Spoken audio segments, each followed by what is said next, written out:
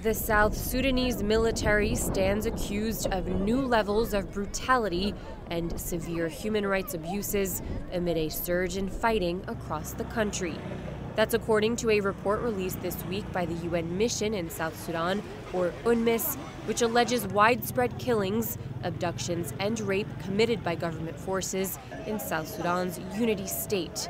In at least 9 separate incidents, women and girls were burnt alive in their dwellings in what the report describes as a depth of antipathy that exceeds political differences. I think the report, in using that language, wanted to draw attention to the brutality that was used on some of the victims, and that suggested that there may have been some kind of personal vendetta or revenge factor that would help explain the savagery of some of the atrocities that took place during this period.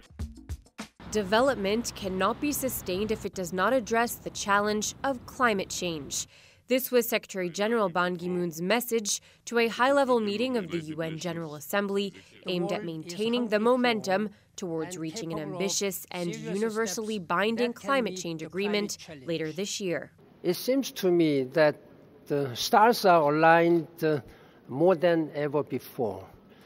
The government, the business CEOs, civil societies, and faith community, they are all in one now. It's a matter of our political will and diplomatic skill, how we converge all these wishes and expectations of international community in one single, universal, ambitious agreement.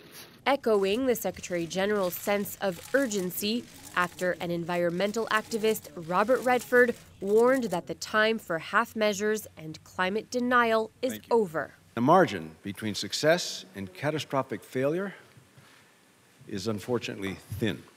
Unless we move quickly away from fossil fuels, we're going to destroy the air we breathe, the water we drink, the health of our children, grandchildren, and future generations.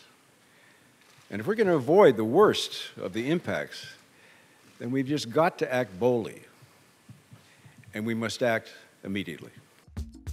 The lack of progress on sanitation threatens to undermine the child survival and health benefits from gains in access to safe drinking water, the UN warned in a new report.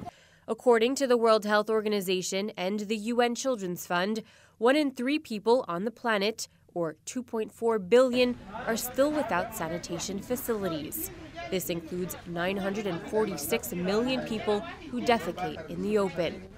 The new Sustainable Development Goals, set to be adopted by member states in September, include a target to eliminate open defecation by 2030.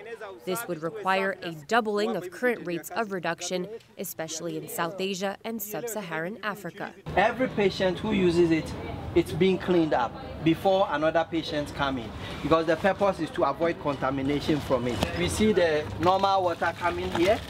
We have the low chlorination here for hand washing, like this as well, and then the highly chlorinated one for the flushing the toilet here.